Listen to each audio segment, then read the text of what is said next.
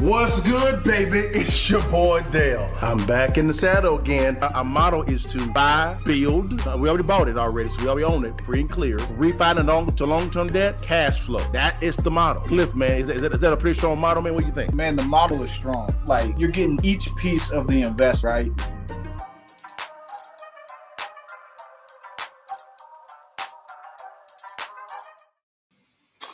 What it do, baby? My bad. It's your partner. I'm back in the saddle.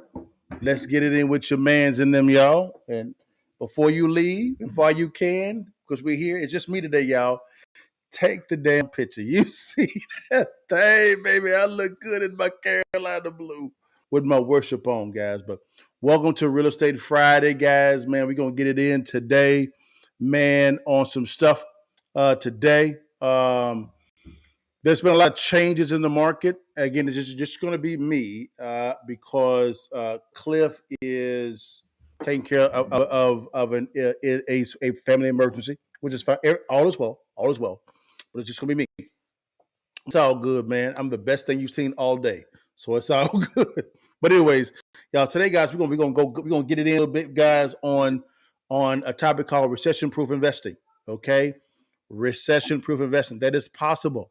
Okay, with the right strategy in place. Okay, so let's jump down to what we normally do. Let's jump into the current market analysis. What I'm going to do is I'm going to bring on Patrick McDavid. He and his team. What they actually did was there's some new news came out concerning the Fed chairman. Okay, I want you guys to see exactly what's going on here. So exactly what's going on here. Let's listen to what he has to say concerning the current market. Okay, the current market. Let's get it in.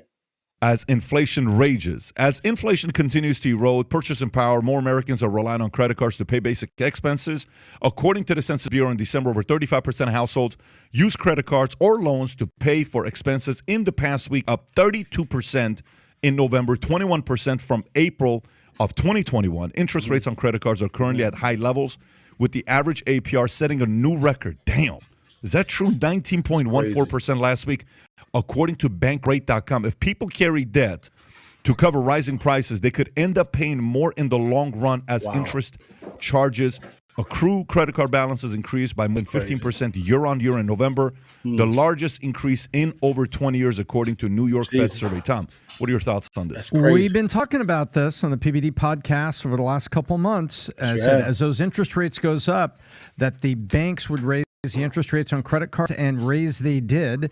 And additionally, you've got consumers with wage stagnation are turning to the credit card to pay for things. And we saw some travel going down. Yeah. Certainly people aren't going to be paying to go on Southwest Airlines anytime soon. And you had electronics had a bummer Christmas. You saw that? Like big, PlayStations, big screen TVs, and electronics had a bum Christmas. Why was that? Well, it's because inflation on core food stuff, and we're also a story in here about we're at an all-time high on food costs. That's correct. That has forced people to use the only place they could get a raise to cover is artificial, and that's from their credit. That's what I mean, guys. What's been going on is you actually have people have had to change their spending habits. Okay, because the cost of goods is actually going up. Okay, it's going up.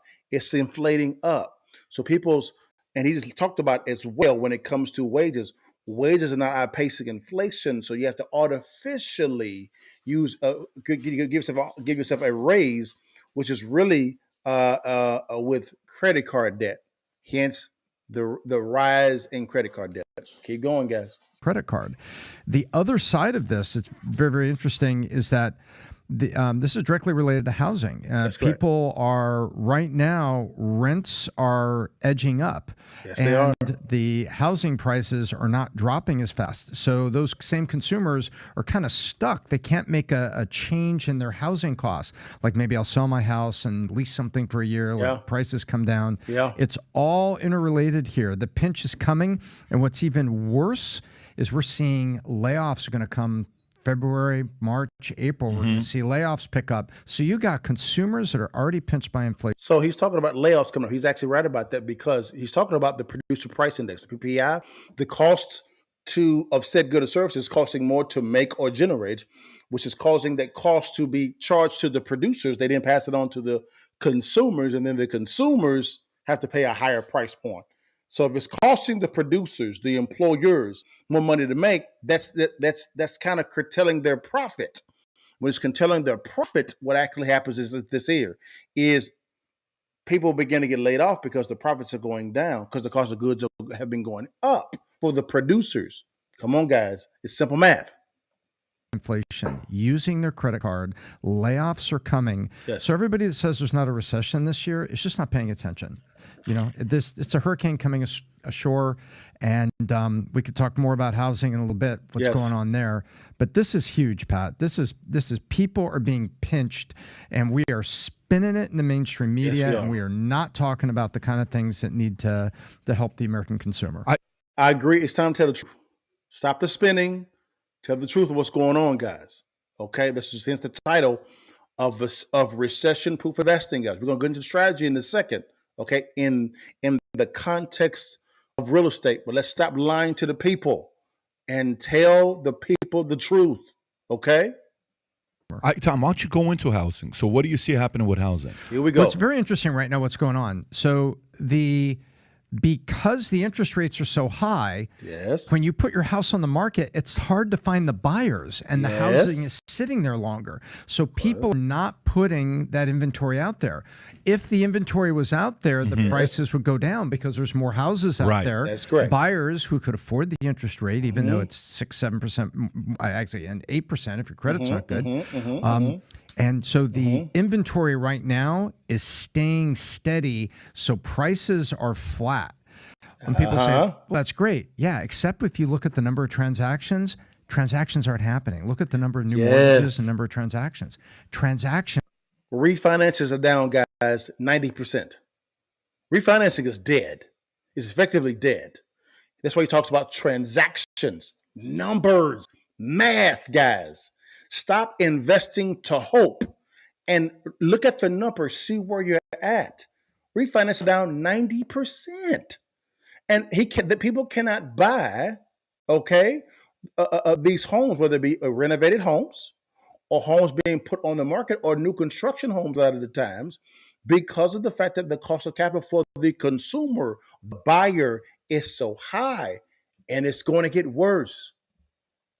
Transactions are down 80% last year, 70% last year, depending on the market. Transactions are down 70%. Yeah, if you take a look at like refi, go look at refis year over year. I think refis year over year are almost zero. And if you get at real estate transactions, now Miami may be a little bit better where we are here. But transactions in the housing market, houses aren't selling. And the home builders, you look at Toll Brothers, Lanier, and big out boys there. Here, Rob, I'm sending you a link. Go big to boys. this one. Toll Brothers, Lanier, those go big to this boys. website here. That's the rates. I want you to go to this website. It's just the refinance application. Look at these numbers. Level index. The numbers are unbelievable. What it is. Crazy Look at that. Zoom in a little bit. There. Year over year, 86.2% refinancing is down. But by the way, let me just put it to you this way. Math, numbers. For a loan officer, this is what that means. Wow. If you were making $100,000 a month a year ago, you're making $13,800. And you're probably buying groceries with your credit card. If you were a loan officer a year ago making $10,000 a month, you're making $1,380 a month, returning your S-Class, and you're selling your watches you bought for $15,000 for $4,200. And you just moved in with your mom. Mom and dad are loving that. Wow. This is no joke, by the way. This is a real number. That's a skinny. Week over week is 30%. Yes. So when people say, what we're hearing in media, look at this. Housing prices are steady. Well, yeah, but you can't sell it, right? The number one thing, and help me out here, Adam, you know a lot of people in real estate, and Sauce Talks Money, you've got a lot of topics on this, that when you're accepting an offer for your home, the number one thing you want is certainty of close. Yes. You want to evaluate the buyer. Is the down payment real, or was it loaned by somebody? And now the mortgage lender is going to freak out and say, wait, we can't do that. You can't be using borrowed money to make a down payment. It's certainty of close, right? It's appraisal. It's everything that goes through that. Yes. Right now, certainty of close is low. Thank you. Because who who can afford the 7% mortgage, and Thank what would you. I do once I sold my house? And you're seeing it in a transaction. So soon as the Yes. inventory gets out there, Yes. housing prices are going to go down. What I and you, Pat, you've been saying this too, by the end of this year, and I'm still Yes. holding to my third quarter. In Yes. third quarter, Fed will drop rates for the first time, probably early third quarter, 4th of July maybe. Fed drops Listen, rates for the first listen. time. A little more inventory comes out. Housing prices come down, and that part of the market moves. But in the meantime, So I told you. this and told you. credit cards Yes, I and told the you. interest rates on the credit cards, consumers are in for a very, very rough ride right now. And if you're in a marginalized Yes. Listen. industry, you're probably also looking at layoffs. There's a recession coming. And so everybody said, oh, it was a soft landing and all this. We haven't landed yet. Spending. We haven't landed Spending. at all. We're still in the recession, and Yes. we're the clicking stage of the roller coaster. Click, Yes. click, click, click, click, click, Yes. click, click. We haven't click, dropped yet. click. We haven't dropped yet. Everybody's going to raise their hands and scream. Tom, at the same time, I want to read this to you. So it says, Okay, guys. That's enough of that real quickly. I wanted you guys to see exactly what's going on here. Guys, this is very clear. The spinning has to stop. Okay? The spinning has to stop. It has to stop. Okay? We're in a recession. Okay? It's going to get worse. Q2 of this year is going to be really bad. All right? Number 3 is people are now having to get themselves manufactured rates via credit cards, which is a bad move because you don't have enough income coming in to actually sustain it or paying it. People are probably just paying the interest. That's it on those credit cards. Okay, this is real. This is real. It's not a game. It's real. It's really real. All right, guys. So here we go. Now, what should we do? Now, we can talk all day about bad news. What should we actually do? What should we do, guys? It's extremely simple. Here's what we should do. Number 1, I have 3 things that I normally do, okay? 3 things that I normally do. 3 and those 3 things are you need to ensure, okay? This is how you actually ensure that you can begin to invest recession proof. Ensure, number 1, leverage properly, and protect. Okay, let me say it again. Ensure, number 1, all right? Ensure your funds. Leverage properly, okay? When it comes to the right leverage context in real estate. And 3, you need to protect it. We're going to walk through how to do this in this present economy, okay? This present economy. So let's go through this. This is called recession-proof investing. Recession-proof. Write this down and share this live, no matter what platform you're on, to as many people as you can. Rewatch it because I'm going to go through specific steps on how to get this accomplished, okay? Step number 1, all right? You need to change your appraisal inspection point of view. Let me say it again. Change your appraisal inspection point of view. What I mean by that is there is a high chance for you to get a bad appraisal. Okay? Now, why do I say that? I'm going to go a little bit deeper in this in point number 2 is since there are there's not a lot of refinances going on, which means there's not a lot of inspections going on for appraisals, and there's not a lot of transactions going on as far as acquisition or selling, which means our appraisals are not working. So when a deal comes in, what are they going to normally do? They're going to normally cut corners. I fell prey to this in one of my transactions where I got a bad appraisal when I was acquiring a property. And as investors, what you typically need to do is you're making your strategy based on the numbers. Okay, I'm going to go into this in a second of what you should do onto how to curtail this. Okay, but I want you to understand it's a high probability that what you're going to do is you are going to get a bad appraisal, most likely. Plan for that reality. You need to plan for that. If not, you're going to be left holding the bag. Okay, talk to somebody that's went through it. Okay, I went through this, getting bad appraisals. You can get 3 appraisals, okay, by 3 different appraisers and get 3 different values. Makes no sense, but that's the reality. Okay, so it's time for you to be a little bit more conservative, okay, on the numbers it actually gets, okay? All right, that's number 1. That's the insure portion. Change your perspective, okay? Number 2, here we go, number 2. Change your LTV or loan to value perspective. This is the leverage portion. What do I mean by that? Typically, from a lender perspective, you can get about up to 70 if you're doing like a renovation project or a new construction project, no matter if it's an SFR, so you have a residence or a commercial. What you typically do is you typically can get up to 75% of the after build value, ABV, or after repair value, ARV. Okay, that's gone.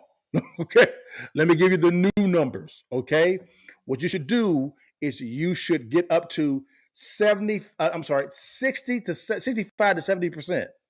So if you get a quote at 75% from a lender, and the lender may be me, I will back it up. I would take off 5 to 10%. So 65 to 70%. That's what I would do. That's what I would do. The reason why is because of the fact that you want to plan for a shift in the market down, okay, and also a bad appraisal. It's extremely simple, guys. It's what you have to do, okay? So again, change your perspective. Not 75%, it's 65 to 70%. That's even on a refinance. So let's say, for instance, you buy property, you renovate it, okay, and you want to go to long-term financing. You can typically get up to 75%. I would plan for 65 to 70%. Now, if you get 75%, great. Wonderful. Hand clap or praise, but plan for 65 to 70%. Okay? Plan down. All right? If not, you're going to be left holding the bag. You're bad. All right? Like number 3. Change your exit strategy perspective. This is the protection portion, okay? All right? This is how you get out of the deal or how you graduate from short-term financing to long-term financing. You need to change your exit strategy perspective, okay? Let me say this with my chest. Buying and flipping is probably dead. Now, why do I say that? Typically, whenever you go borrow the debt from a hard money lender or a traditional lender, that's what they call an originator. They originate the loan. What they do is they have you meet some metrics for you to get approved for the loan. Those metrics are not an internal process. They're coming from a takeout partner, or they sell you a note on the secondary market. The partner is called a takeout partner. Okay, so they're mirroring their requirements with the takeout partner's requirements. Okay, all right. Now, what's happening and I've been talking to a lot of my bank colleagues at the C-level area.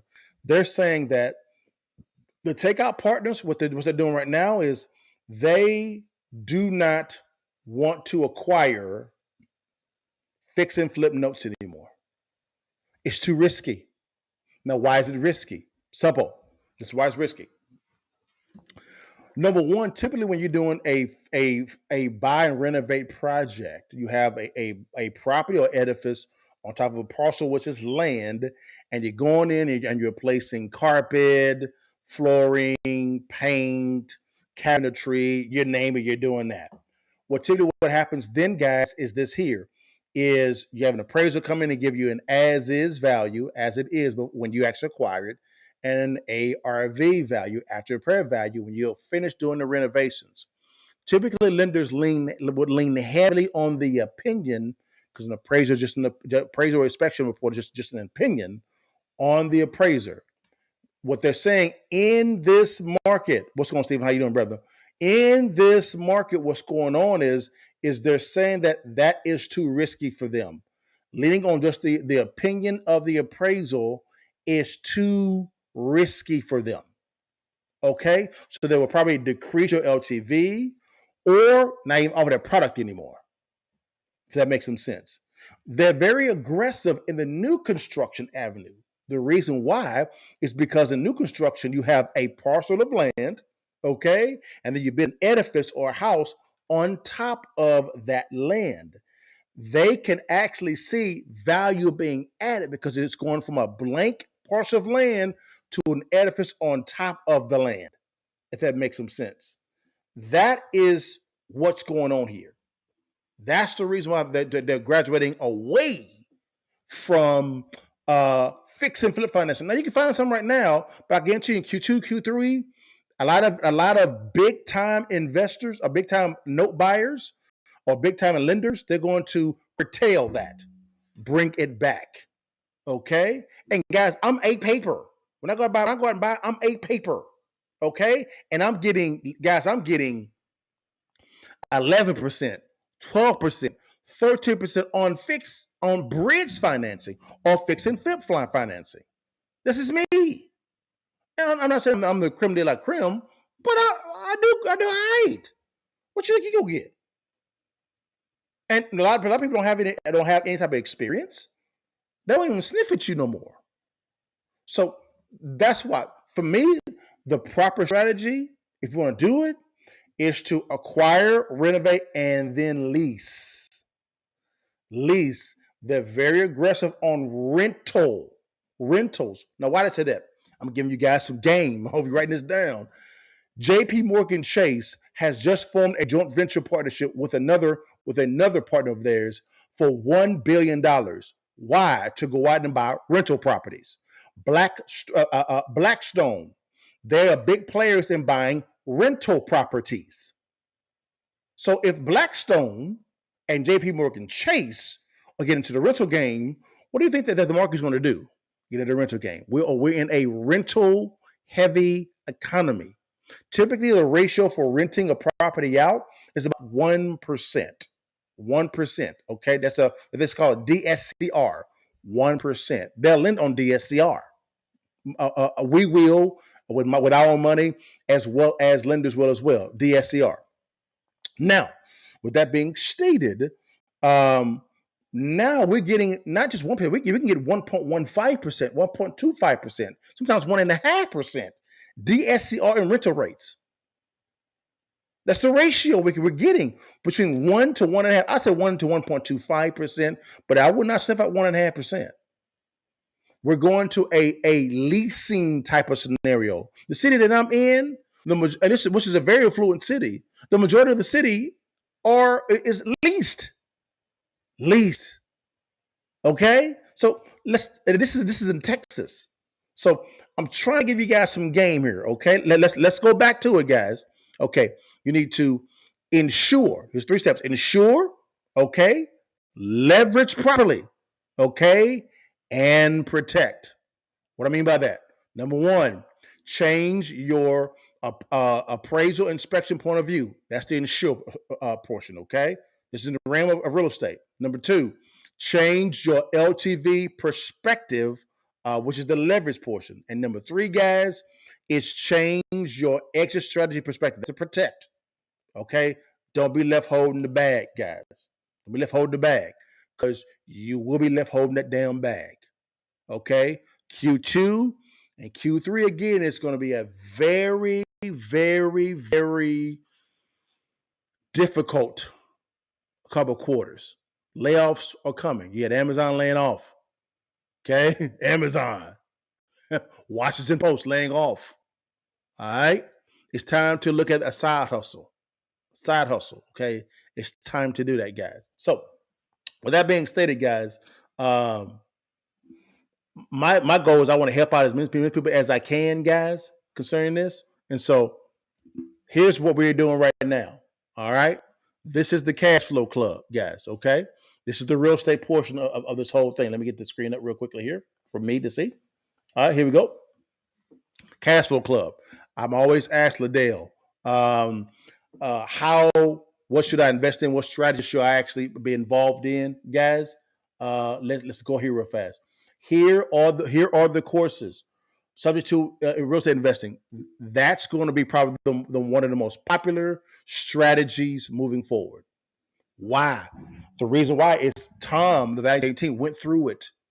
People are manufacturing wages as far as a pay raise, a credit card debt. That's a death knell. That could be a death knell in a lot of people's context. They're not going to be able to afford the mortgage payment and the credit card debt. Okay? And I'll go through we'll do another live on this one, probably on subject to investing, what it is. Okay? This goes through this here. I'm going to go through it real fast. Okay? It says there's a beginning course, intermediate course, and advanced course. I'm doing training. I'm giving all the contracts. I'm giving you all of the spreadsheets that I use on all of my transactions for subject to investing.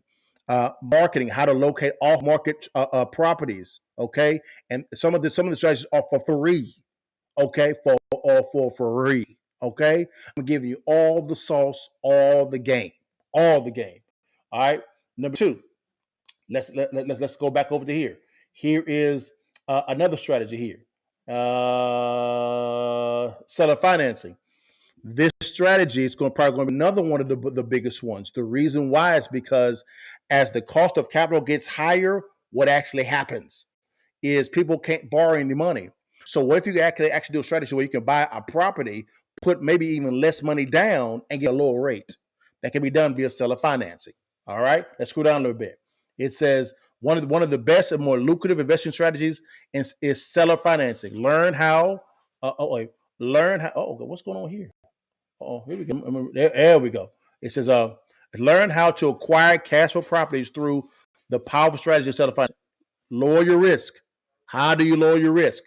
You're getting debt for cheaper. Okay, you're solving a problem. A buyer, a seller can't sell the property. We just heard from Tom Wheelwright. I'm sorry, Thomas of the value trading team that sellers can't sell their properties because the cost of capital is too high. What if you offer this strategy to them? Hey, Mr. Seller, I'll give you a price point, but hey, how about you be my bank? Okay, I'll give you a certain percentage down, but I want it at this rate. Creativity has to be involved in your strategy now. It has to be involved now. Okay. You provide housing for the community. You can not even provide housing for the community. You become the bank to somebody else. Yes, you can. All right. Grow your portfolio this way. Guys, I do this all the time. And use other people's money. I was talking to a good friend of mine today about one of his deals.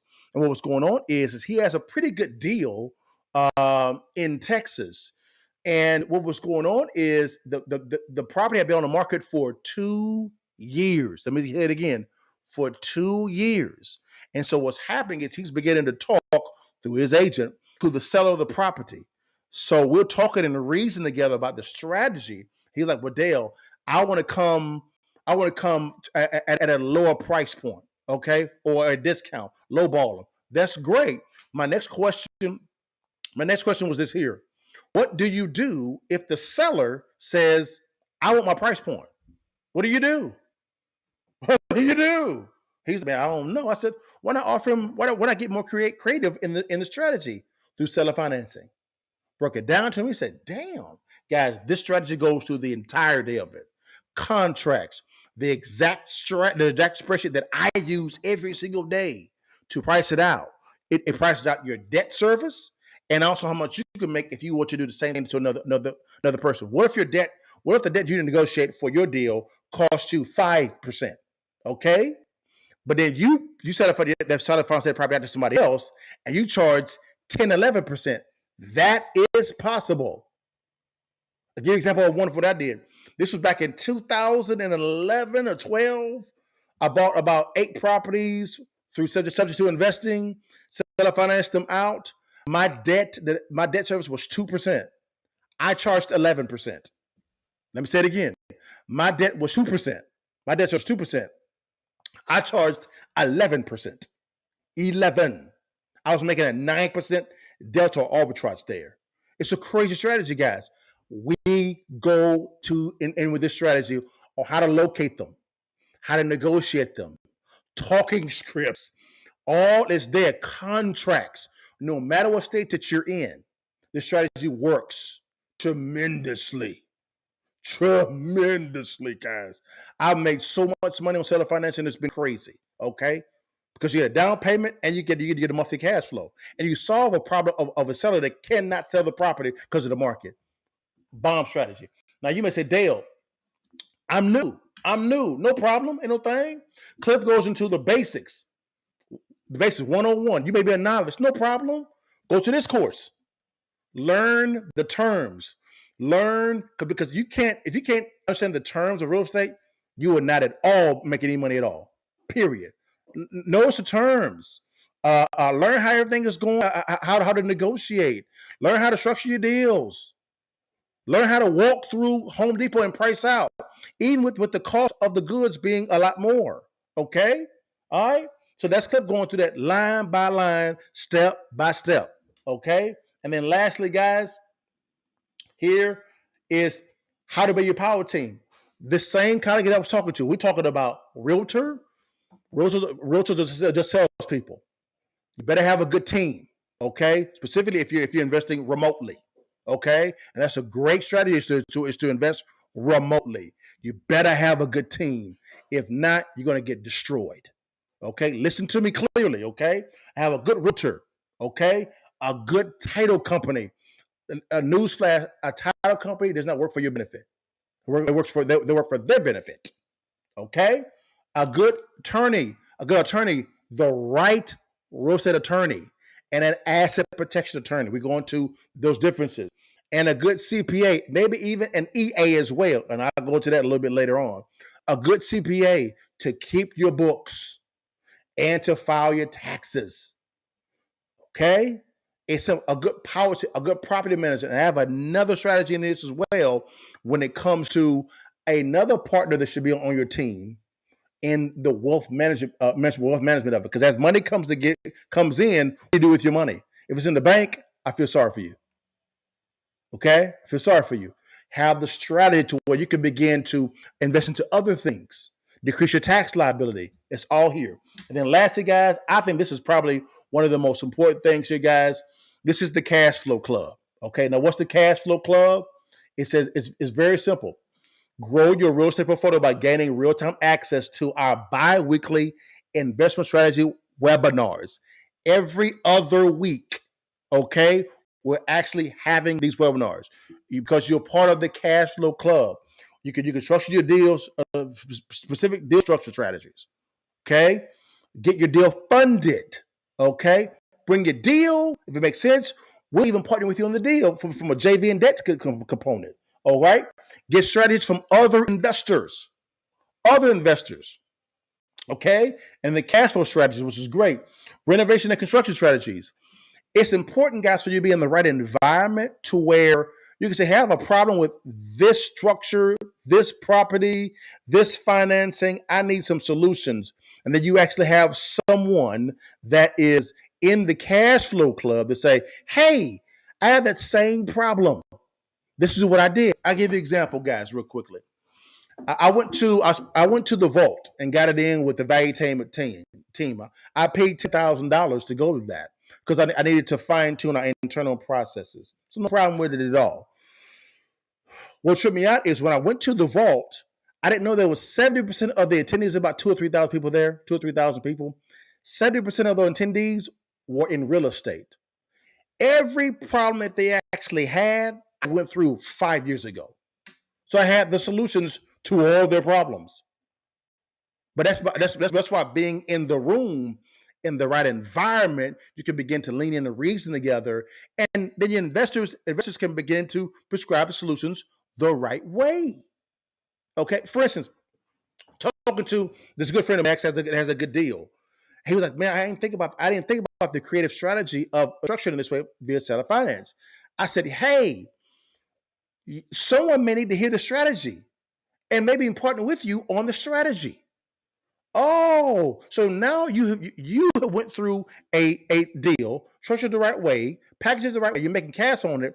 Someone comes to the cash flow club, okay, all right, and they have the same issue or something similar. You went through it and you provide a solution for their problem. It's extremely simple. Get in the room. Being part of the cash flow club gets you in the room. And again, guys, we will actually fund the deal and partner with you if it makes sense. If it makes sense, guys, get into the room. This is going to be a private group of people, okay? That's in the cash flow club, all right? Playtime is over. Playtime is over. As we heard before in the video before, guys, with the valuetainment team, it's getting real. Getting real. So now more than ever, guys, what you need is you actually need a side hustle. But yeah, guys, this is the course, guys. This is just the course itself, guys. So I want you guys to see what we're working on. This is it, guys. Here's the pricing on it as well. This is not me trying to sell anything to you all. If you don't want to do the course, don't do the course. It's all good. No problem. You ain't hurt my feelings. As for me and my house, we're going to keep on doing what do. Because there's going to be so many deals. So many deals, guys. So many deals that's coming up. So many deals. Oh, my God. Well, I'm getting them now. Just wait. I'm telling you guys, subject to real estate investing and seller financing are going to be the top 2 strategies moving forward. I promise you that. I bank on it. I promise you that, guys. Every month we're going to be adding more courses as well, because as the market changes, the strategy has to change as well. If that makes some sense, guys. All right. So again, it's a la carte. Whichever one makes sense for you. We're going to begin marketing this as of, I believe, tomorrow, which would be good for us, which would be great. If anyone wants access to the course or to look at it, DM me directly. I'll send you the link. No problem with it at all. Or we can move forward from there. Or the link is in my bio on my Instagram page. It's right there. No problem with it at all. But as I was hearing some stuff, guys, what I wanted to kind of share with you guys is, as I was hearing some stuff, let me get rid of this real quickly, guys. As I was hearing this news come out, I thought it was like, yes, it's time. And I was actually asked to do this. And so I did it. So, guys, I hope I added some value to you today. I really hope you will. We also have a course talking about how private equity venture capital, using private equity venture capital to grow your real estate portfolio. Those that actually have these strategies are going to succeed in a mighty way. I believe, guys, in the next 24 to 36 months, this is probably going to be the greatest time that there's going to be a shift in wealth, because the environment is ripe for it. So my question to you is, are you ready? Are you ready? So, guys, man, thank you for Steven. I see you big time. Mitch, I see you big time. Jenny, I see you on Instagram, guys. Thank you so much for blessing me with your time, because you guys took some time out of your day, and I hope I actually added some value to you concerning this, guys. Now, you know how I end every single time. You do it. Now, before you leave, and while you can, you see it. Take that picture for your mama and them, and we see you next Friday at the same bat time and same bat channel. And Cliff will be back at that time. Take the picture and give it to your mama and them. Now holla at your partner. God give thanks. Whoa. Bless God give thanks. Bless God give thanks. Whoa. Bless God.